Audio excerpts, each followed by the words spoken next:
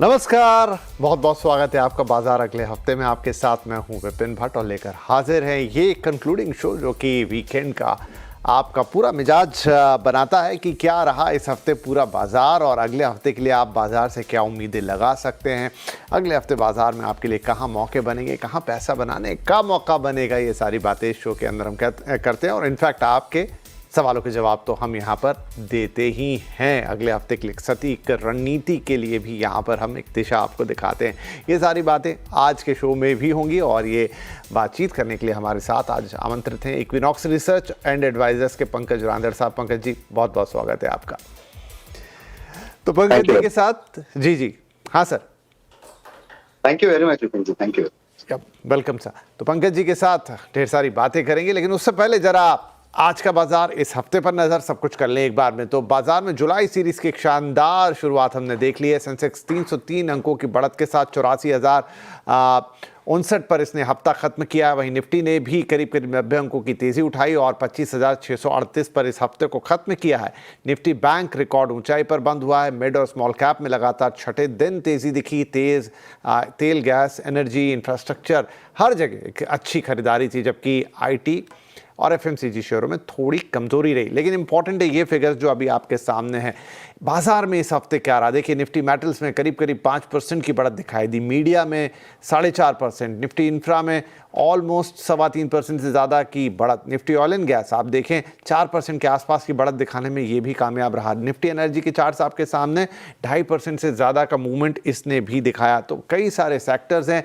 Nifty PSU bank में 2.5% की बढ़त, निफ्टी PSE में करीब करीब 2% की बढ़त और निफ्टी प्राइवेट बैंक्स में भी 2% के आसपास की बढ़त हमें दिखाई दी। निफ्टी फार्मा लीजिए 1.5%, ऑटो 1.25% से ज़्यादा, FMCG इंडेक्स ऑलमोस्ट 1% की बढ़त क्लॉक कर गया। हाँ, जहां पर इस हफ्ते दबाव रहा वो रहा रियल्टी इंडेक्स, करीब करीब 2% की दबाव यहां पर वो झेलता हुआ नजर आया। निफ्टी IT में भी 0.5% के आसपास की आपको गिरावट देखने को मिली।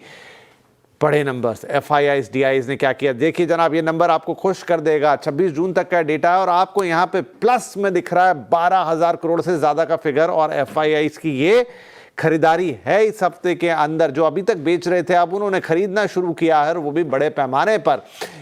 उससे पहले आप देखिए 25 जून पर माइनस में फिगर, 24 जून माइनस में फिगर, 23 जून ये भी फिगर माइनस में, लेकिन 26 जून को एक बड़ी खरीदारी आते हुए दिखाई दी और ये बाजार के लिए पॉजिटिव। DIIs ने दूसरी तरफ देखिए ये फिगर ऑलमोस्ट 70,000 करोड़ रुपए का फिगर 27 जून तक। तो DIIs ने किस तरीके से बाजार को संभाला या किस तरीके से उनको बाजार में मौके नजर आए, तो उन्होंने जम के खरीदारी की है। और ये अलग अलग डेट का डेटा है, 25 जून, 24, 23 जून, सब जगह 5,000 करोड़ प्लस, 5,000 करोड़ प्लस। 25 जून को 2,000 करोड़ प्लस में ये खरीदारी आती हुई दिखाई दी और वो बड़ा फिगर ऑलमोस्ट 70,000 करोड़ का खुश करने के लिए बाजार को काफी था और बाजार ने उस तरह की रौनक भी पिछले कुछ दिनों में दिखाई दी है। इनफैक्ट देखिए सारे जो प्रॉब्लम्स थे फिलहाल के लिए तो उन पे पॉज लगता हुआ दिखाई दे रहा है। जो वॉर्स लाइक सिचुएशन थी और सब सारा इतना एस्केलेट हो गया था वो फिलहाल विराम लग गया, तो बाजार ने एक पॉजिटिविटी दिखाई है। इनफैक्ट घरेलू मोर्चे पर भी बाजार के लिए चीज़ें ठीक ही रही हैं, इसलिए भी आपको ये सब दिखाई दिया है। लेकिन ये हफ्ता तो अब समाप्त हुआ, अगला हफ्ता बाजार के लिए कैसा रहेगा वो इम्पोर्टेंट रहेगा और उसी की हम यहाँ पर रणनीति बनाएंगे। तो पंकज साहब, बाजार में एक तरह का जो फियर था वो जाता रहा, एक उम्मीद अब जग गई है। ये हफ्ता हमने देखा बढ़िया पॉजिटिव क्लोजिंग दे के गया, अगले हफ्ते के लिए क्या उम्मीद कर सकते हैं? जी good evening Vipin ji and good evening everyone. Vipin ji, ये शो जब हम लोग जब जून का महीना शुरू हो रहा था तब भी हमारी बात हो रही थी और मैंने हिस्टोरिकल डेटा के हिसाब से मैंने बताया था कि ये जून का जो सीरीज है वो अच्छा खासा रह सकता है और पिछले 6-7 सालों के जो जून का डेटा है वो काफी शानदार रहे हैं। सेम हिस्टोरिकल डाटा अगर हम लोग जुलाई का देखते हैं तो अनप्रेसिडेंटेड तेजी पूरे जुलाई के महीने में पिछले 6-7-8 वर्षों में हम लोगों ने विटनेस करी है। तो 90% ऑफ द टाइम ऐसा हुआ है कि मैसिव गेन्स जुलाई के महीने में देखने मिला है। मुझे लगता है कि आने वाले सीरीज के अंदर ऑटो ये एक बड़ा धमाल कर सकते हैं और निफ्टी और बैंक निफ्टी की जहां तक बात है, मुझे लगता है कि निफ्टी अभी 25,750 की लेवल पे है। 25,800 का एक सिग्निफिकेंट एक थोड़ा रेजिस्टेंस वहां पे लग रहा है, लेकिन जिस हिसाब से ओआई का डेटा वहां पे इंटरप्रिटेशन हो रहा है मुझे लगता है कि 25,800 के ऊपर 26,200 तक के लेवल्स हम लोगों को विटनेस हो सकते हैं। 1.5 से 2% की तेजी हम निफ्टी के अंदर नेक्स्ट वीक में हम लोग विटनेस कर सकते हैं। सिमिलरली बैंक निफ्टी के बारे में भी आपसे जब भी बात हुई है, मैं हमेशा से मेरा कन्विक्शन जो है बैंक निफ्टी के अंदर निफ्टी के मुकाबले थोड़ा ज्यादा रहा हुआ है और सेम कन्विक्शन के साथ में मुझे लगता है कि बैंक निफ्टी अभी जिस तरीके से परफॉर्म कर रही है 58,200 तक की लेवल्स हम लोगों को बहुत जल्द विटनेस हो सकती है। तो बाय में बने रहे। स्टॉक स्पेसिफिक तो मार्केट है ही है, लेकिन अब इंडाइसेस पॉइंट ऑफ व्यू से भी मार्केट के अंदर कोई इतना बड़ा थ्रेट नजर नहीं आ रहा है। तो चलिए, अभी बाजार में एक पॉजिटिविटी आती हुई दिखाई दे रही है और बुलिश है यहाँ पर पंकज साहब नेक्स्ट वीक के लिए भी। पंकज साहब, ये तो ब्रॉड मार्केट्स का आपने कहा, स्टॉक स्पेसिफिक भी पूछ ही लेते हैं आपसे, कहाँ नजर रखेंगे? सर जी, 2 स्टॉक है। मैं जैसे अभी ऑटो का जिक्र कर रहा था आपसे कि बजाज ऑटो के अंदर मेरी बाय करने की खरीदारी की सलाह रहेगी। 8,500 पे क्लोजिंग है, 8,500 के आसपास फ्यूचर्स के रेट की बात कर रहा हूं मैं। तो 8,436 रुपए में अभी आप कैश के रेट्स में बाय कर सकते हैं। स्टॉप लॉस 100 रुपए नीचे रखी है यहाँ पे और टारगेट जो है 8,700 रुपए तक के यहाँ पे विटनेस हो सकते हैं। दूसरा ट्रेड जो रहेगा वो अदानी पोर्ट्स के ऊपर बाय करने की सलाह रहेगी। 1450 के आसपास का क्लोज दे रहा है और अगले कॉन्ट्रैक्ट में बाय करने की सलाह रहेगी इसके अंदर। तो जिस तरीके से पिछले 2 दिन से कंटिन्यू हायर हाई का फॉर्मेशन इसके अंदर देखने मिला है, काफी स्ट्रॉन्ग कन्विक्शन इसके अंदर भी आ रहा है। 1420 का एक छोटा सा स्टॉप लॉस यहाँ पे मेंटेन करें। 1540 रुपए तक के टारगेट्स यहाँ पे विटनेस हो सकते हैं जी।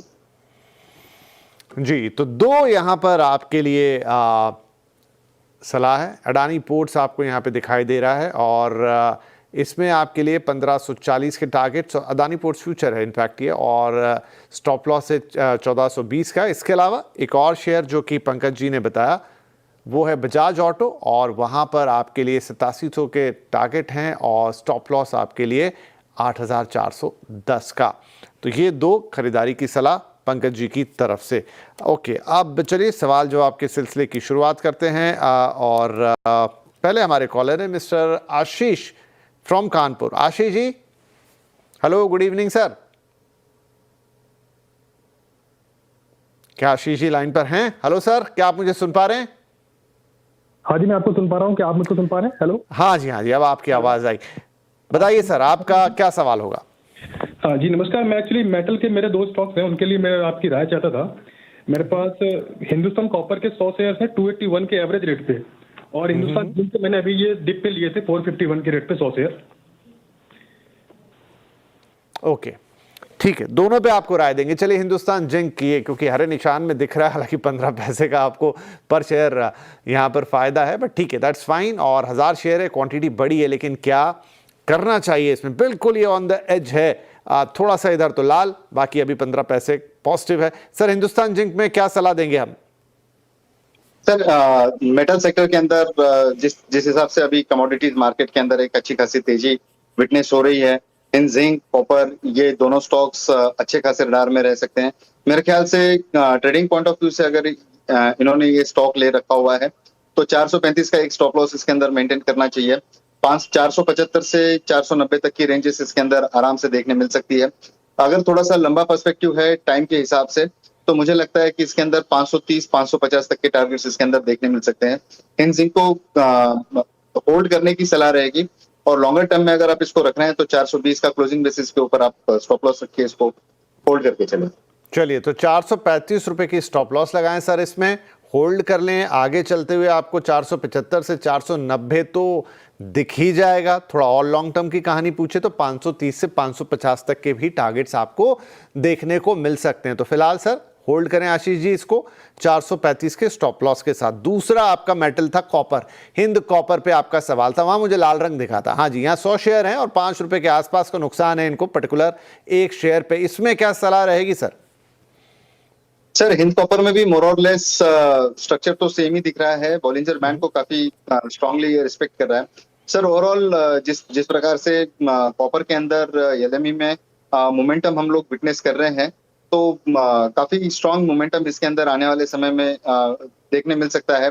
276 के आसपास अभी ये फिलहाल ट्रेड कर रहा है। मुझे लगता है कि 310 के टारगेट के लिए इसको होल्ड करके चलना चाहिए। शॉर्टर टाइम फ्रेम में 310 के टारगेट्स यहाँ पे आराम से देखने मिल सकते हैं। और कोई स्टॉप लॉस सजेस्ट करेंगे आप? सर इसका एक स्टॉप लॉस जो है आपको मेंटेन करना है वो 260 का एक छोटा सा स्टॉप लॉस आप इसको मेंटेन करके चलिए। चलिए 260 रुपए का आशीष जी स्टॉप लॉस लगाइएगा हिंद कॉपर में, और 310 रुपए के टारगेट के लिए होल्ड करने की सलाह है। तो दोनों ही शेयर्स आपको होल्ड करके चलने हैं। चलिए आशीष जी का सवाल हुआ, आगे बढ़ जाते हैं। हमारे अगले कॉलर हैं मिस्टर मोहम्मद घोष साहब, जो कि विशाखापट्टनम से हमें कॉल कर रहे हैं। घोष साहब बहुत स्वागत है आपका, क्या सवाल पूछेंगे सर? नमस्ते विपिन जी। नमस्कार सर। सर मेरा सवाल था, मैंने KPIT 1223 100 शेयर ले रखा है सर। ओके। तो 3 साल का टाइम फ्रेम है, तो क्या करना चाहिए? और दूसरा सवाल था सर कि PGEL के बारे में क्या ओपिनियन है? अच्छा, PGEL अगर पंकज जी का कवरेज होगा तो जरूर बता देंगे, लेकिन फिलहाल KPIT टेक का आपका जो सवाल है 44 रुपए का एक फायदा है आपको हर शेयर पे, 100 शेयर आपके पास है। पंकज जी नजरिया इनका थोड़ा लंबा है 3 साल का, लेकिन जो भी राय आप इन्हें दे पाए जितने भी वक्त के लिए, क्या करना चाहिए KPIT टेक में? सर लॉन्गर टाइम फ्रेम के अंदर IT के अंदर एक अच्छा खासा मोमेंटम तो नजर आता है, लेकिन अभी के जो फिलहाल की सिचुएशन है IT के अंदर इतनी फेवर नहीं कर रही है। आपने अभी हेडलाइंस के समय जिक्र भी किया था कि ये सीरीज के अंदर आधा % के करीब करीब IT जो है वो ड्रैगिंग हो रहा है। जिस हिसाब से इसका अभी लार्जर टाइम फ्रेम के ऊपर KPIT का स्ट्रक्चर बना हुआ है, मेरे ख्याल से अगर आप यहाँ से प्रॉफिट बुक कर सके तो बेहतर होगा। मुझे लगता है कि 1180 तक की चलिए थोड़ा लाइन डिस्टर्ब हुई है, लेकिन जो पंकज जी बता रहे थे वो ये कि बहुत ही लॉन्ग टर्म देखें, 3 साल का तो ठीक है, लेकिन अगर शॉर्ट टर्म में आप देखें तो मोमेंटम सपोर्ट नहीं कर रहा है। अब जब मोमेंटम सपोर्ट नहीं कर रहा है तो ऐसे में आप क्या करेंगे? ऐसे में फिर आप चूंकि 44 रुपए के फायदे पर बैठे हैं तो आप प्रॉफिट बुक ही करेंगे। और जी पंकज जी की लाइन जुड़ गई। तो जी पंकज जी, आपने कहा कि प्रॉफिट बुक करना है, इस पर कोई और राय? जी सर, लॉन्गर टाइम फ्रेम में आप इसको अगर लेकर चलते हैं तो डेफिनेटली 1500 रुपए तक के टारगेट्स इसके अंदर विटनेस हो सकते हैं। अच्छा, तो और लॉन्गर टर्म अभी आप फिलहाल कितना देंगे, क्योंकि ये तो 3 साल तक रुक सकते हैं? हाँ जी बिल्कुल बिल्कुल। ठीक है जी।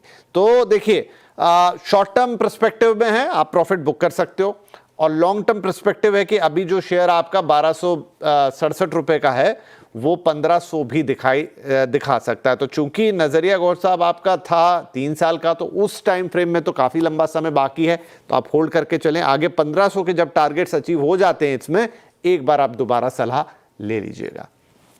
चलिए इसके साथ हम बढ़ जाते हैं अगले सवाल के लिए। अगले कॉलर है मिस्टर वरुण फ्रॉम गाजियाबाद। वरुण जी बहुत स्वागत है सर आपका, गुड इवनिंग, बताइए क्या पूछेंगे? Good evening sir. सर सबसे पहले तो मैं कहना चाहूंगा कि मैं CNBC आवाज चैनल को करीब पिछले 3 साल से फॉलो कर रहा हूँ, और CNBC आवाज चैनल को देख के ही मैंने अपना ये स्टॉक मार्केट का जर्नी स्टार्ट किया था। So I am very grateful to CNBC Awaaz. तो मेरा thank you sir, thank you very much. Sir मेरा पहला सवाल है BEL पे। मेरे पास 40 शेयर्स हैं एट द रेट 153.55, और मेरा व्यू है लॉन्ग टर्म 3 से 5 साल। और मेरा दूसरा सवाल है सर, मेरे पास जियो फाइनेंस है, और जियो फाइनेंस मेरी खरीद है 35 शेयर्स एट 223.06, और मेरा इसका व्यू कम से कम 3 से 5 साल। ठीक है, दोनों ही आप थोड़ा लॉन्ग टर्म के लिए होल्ड करना चाहते हैं तो पहले एक एक करके बात कर लेते हैं। जियो फाइनेंशियल अगर स्क्रीन पे है तो पहले यही ले लेते हैं, बढ़िया रेट पे आपकी खरीदारी। आज आप हर शेयर पे 100 रुपए से ज्यादा का मुनाफा कमा रहे हैं। पंकज जी, जियो फाइनेंशियल्स के लिए क्या सलाह रहेगी? जी सर, मैं हमेशा से जियो फाइनेंशियल्स को मैं होल्ड करने की सलाह दे रहा हूँ। अगर आपका टाइम होराइजन अगर 2 साल 3 साल का है, नो वंडर अगर ये 4 डिजिट में भी लग जाए तो ये कोई भी डीप पे इस पे खरीदारी की सलाह रहेगी। और काफी अच्छा एंटिसिपेशन ये स्टॉक ने पिछले कुछ दिनों से दिखा है। लोअर लेवल से जिस हिसाब से इसने बाउंस दिया है, ये काफी स्ट्रॉन्ग कन्विक्शन के साथ में ये स्टॉक अभी चलने के लिए रेडी है। यहाँ से अगर कोई भी डिप मिलता है तो बाय करने की सलाह रहेगी। लॉन्गर टाइम फ्रेम में इसमें 700 से 800 रुपए तक के भाव देखने मिल सकते हैं। शॉर्टर टाइम फ्रेम पे 450 रुपए तक के भाव इसके अंदर देखने मिल सकते हैं। स्टॉप लॉस आप इसको छोटा ही रखना है 290 रुपए का।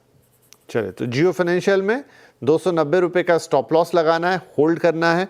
शॉर्ट टर्म में 450 रुपये आपको दिख सकता है और थोड़ा आगे बढ़ जाएंगे तो 700 रुपये तक के भी लेवल्स देखने को मिल सकते हैं। वैसे तो पंकज जी ने यह भी कहा कि 4 डिजिट में भी नजर आए तो आश्चर्य की बात नहीं है। और फिलहाल ये डिस्क्लेमर देना जरूरी कि इस वक्त आप जो चैनल देख रहे हैं यानी CNBC आवाज, वो नेटवर्क 18 का हिस्सा है जिसका स्वामित्व प्रबंधन रिलायंस इंडस्ट्रीज के हाथों में और जियो फाइनेंशियल्स भी उन्हीं की कंपनी है।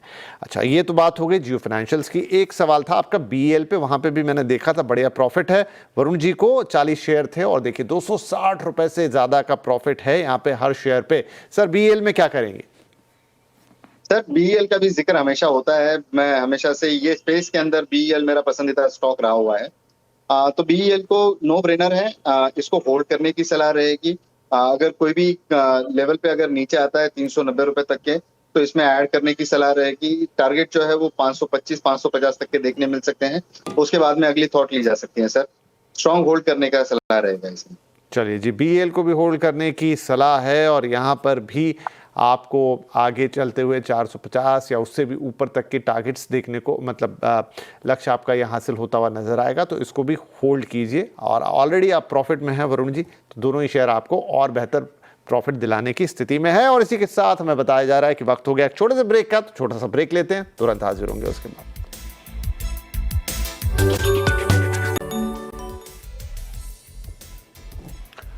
Welcome back. आप देख रहे हैं बाजार अगले हफ्ते और हम आपके सवालों के जवाब दे रहे हैं। आपके लिए अगले हफ्ते की रणनीति भी तैयार कर चुके हैं और साथ में बाजार की लगातार बातचीत हो रही। पंकज जी हमारे साथ बने हुए हैं और अब हमारे अगले कॉलर भी आ गए हैं। बुद्धदेव भट्टाचार्य साहब हावड़ा से हमें कॉल कर रहे हैं। बुद्धदेव जी, बहुत स्वागत है आपका। सर क्या शेयर्स हैं आपके पास?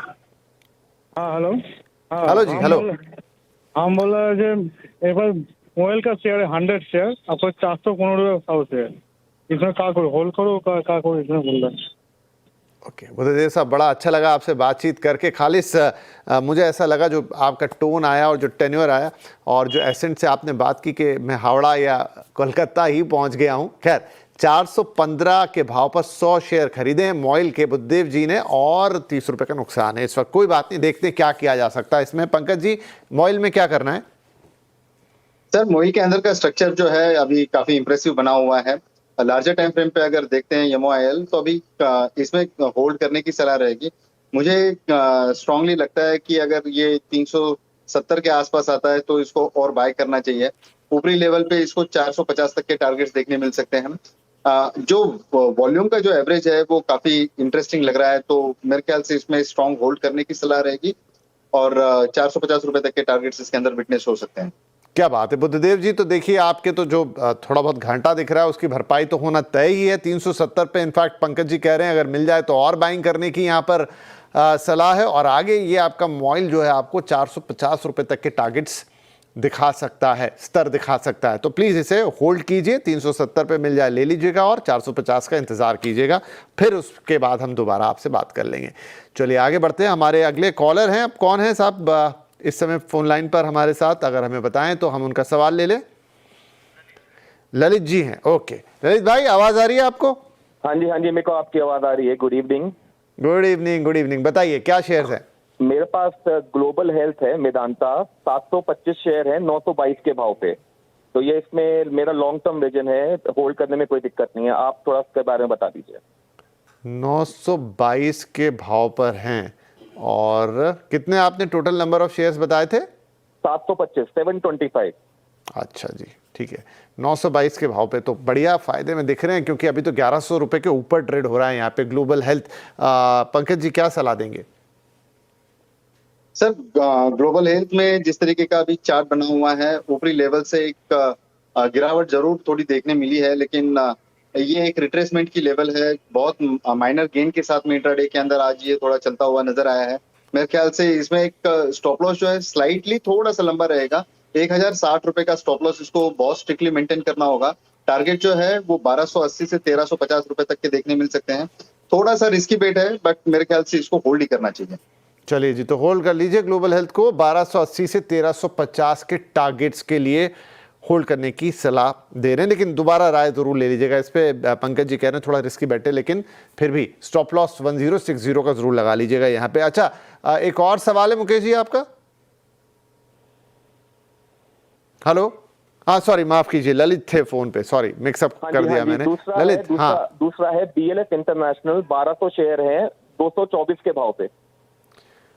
BNS international, BNS international 1200 share 224 के भाव पे। अच्छा जी, इस पर कुछ सलाह दे पाएंगे पंकज साहब? सर BLS ये काफी एग्रेसिव स्टॉक है सर, जिस हिसाब से इसके अंदर मूवमेंट्स आते हैं बहुत मैसिव है, तो मूवमेंट्स के साथ में डील करना थोड़ा सा ट्रेडिंग के लिहाज से थोड़ा सा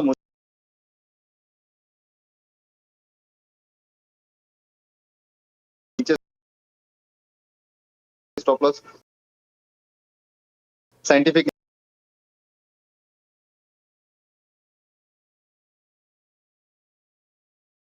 देखने मिल सकते हैं सर। ठीक है, 340 के स्टॉप लॉस के साथ 460 के टारगेट्स देखने को मिलते हैं, लेकिन वॉलेटिलिटी हाई रहती है इसमें, ये भी साथ में हमें पंकज कह रहे हैं। और मुझे अब यह है कि समय हो गया इस हफ्ते के लिए समाप्त, तो जिन भी दर्शकों के सवाल रह गए उनसे हम माफ़ी चाहते हैं, लेकिन नहीं, अगला हफ्ता आएगा और उसमें हम आपके सवाल ले लेंगे। लेकिन फिलहाल पंकज जी को धन्यवाद कहेंगे कि आपने वक्त निकाला और हमारे दर्शकों के सवालों के जवाब दिए। सर जाते जाते कोई डिस्क्लोजर्स? सर जी डिस्क्लेमर तो कुछ नहीं है, जो भी है टाइमली दिया हूँ।